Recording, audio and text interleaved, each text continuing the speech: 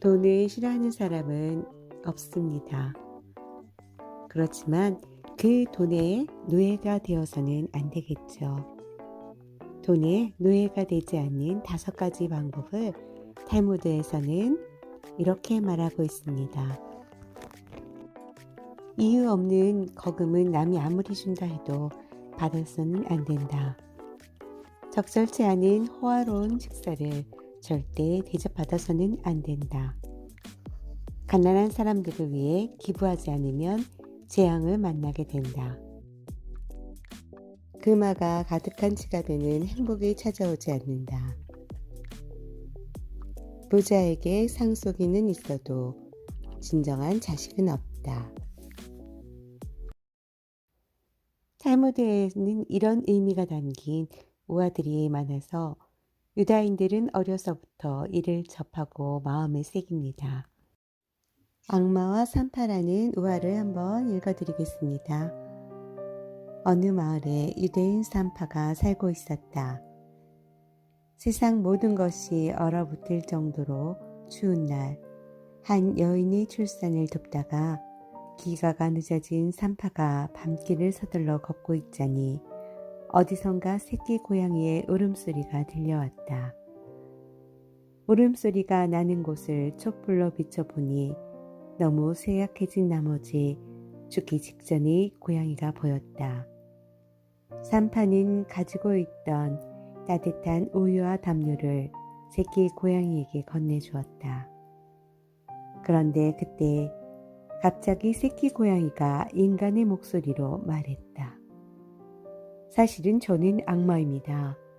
얼마 뒤에 다른 악마가 출산을 도와달라고 당신을 부를 겁니다. 그렇지만 그들은 인간의 모습을 하고 있기 때문에 당신은 그들을 알아보지 못할 겁니다. 악마는 당신에게 일한 대가라며 엄청난 금화를 내밀 겁니다. 만일 그것을 받는다면 당신은 악마가 되고 맙니다. 그러니 그런 친절에 흔들리지 말고 늘 받던 만큼의 보수만 받으십시오. 이것이 나를 도와준 것에 대한 감사의 인사입니다. 새끼 고양이는 이렇게 말하고는 악마의 모습으로 변해 어둠 속으로 사라졌다. 그러고 나서 며칠이 지난 어느 날 밤, 산파의 집 문 앞을 두드리는 소리가 들렸다. 산파가 침대에서 일어나 문을 열자 멋지게 옷을 차려입은 남자가 당황한 표정으로 말을 했다. 아내가 당장이라도 출산할 것 같습니다. 서둘러 같이 가주시지요. 한밤중이었지만 산파는 조금도 싫은 기색 없이 남자의 마차에 올라탔다. 마차는 한참을 달려 낯선 저택에 다다랐다. 산파는 즉시 젊은 여인의 출산을 도와 무사히 아기를 받아낼 수 있었다. 이 밤중에 먼 곳까지 와서 산모와 아기를 건강하게 만나게 해주셨으니 작은 성이나마 고마움을 표하고 싶습니다. 남자가 당장 하인을 불러 준비한 큼지막한 자루를 가져오게 했다. 산파가 자루를 열어 안을 들여다보니 번쩍거리는 금화로 가득 차 있었다. 평생을 가난하게 살아온 산파는 자기도 모르게 고맙다며 손을 금화로 뻗으려다가 예전에 만났던 고양이의 충고가 떠올랐다. 이런 큰 돈은 받을 수 없습니다. 그저 늘 받던 대로 은하 한 양이면 충분합니다. 은하 한 양은 산파가 항상 받는 보수였다. 남자가 몇 번이나 금화자리를 받으라고 권하였지만 산파는 한사코 거절했고 그럼에도 남자는 집으로 돌아가는 마차 안에서도 끈질기게 권했다. 제가 고마움을 표하기 위해 드리려는 것인데 어째서 한사코 싫다고 하는 것입니까? 결국 산파는 오래전에 자신이 도와주었던 고양이한테서 들은 이야기를 그에게 해주었다. 그 이야기를 듣자 남자는 악마의 모습으로 변하더니 이렇게 말했다. 돈의 유혹에 지지 않는 인간이 있다니 참으로 놀라운 일이다. 그렇다면 다음에는 맛난 음식으로 인간을 유혹해 봐야겠다.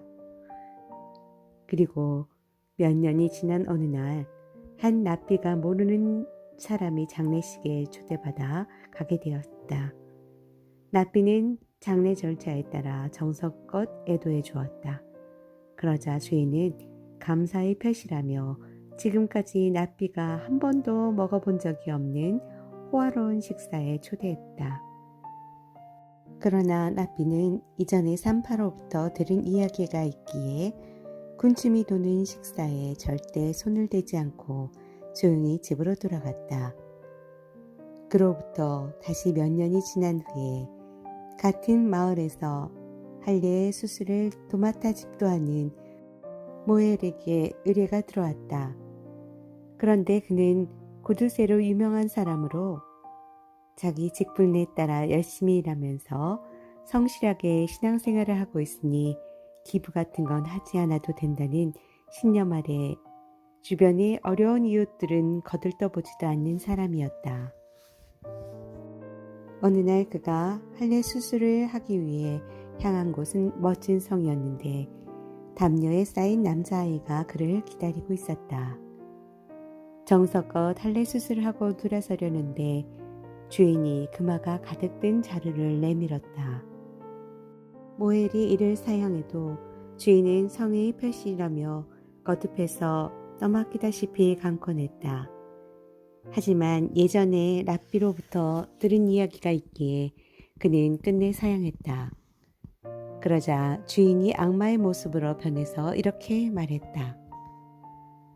너는 소문난 구두쇠인데 나의 유혹에 지지 않으니 내가 이쯤에서 포기해야겠다. 하지만 충고 하나 하겠다.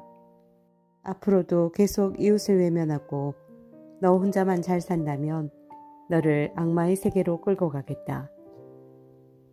모엘이 마을로 돌아와 납비에게 이야기를 하자 납비는 악마의 말이 옳다며 이제 여생을 타인을 배려하고 자비를 베푸는 사람이 되라고 충고했다.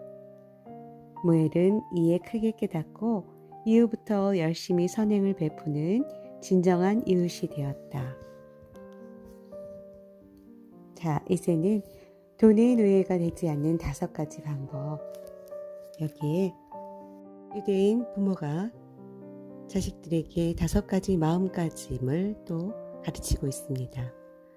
첫 번째는 적정, 자신의 능력에 걸맞는 적정 보수를 받으라고 합니다. 두 번째는 자기 규제, 자신을 지키기 위해 매일 공부하라고 합니다. 세 번째는 자기 통제입니다. 유혹에 지지 않도록 자신을 통제해야 합니다.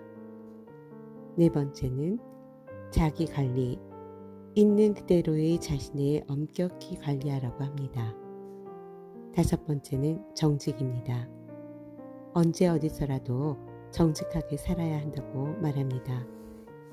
이 5가지의 반대말이 탐욕, 태만, 방탕, 교만, 거짓입니다.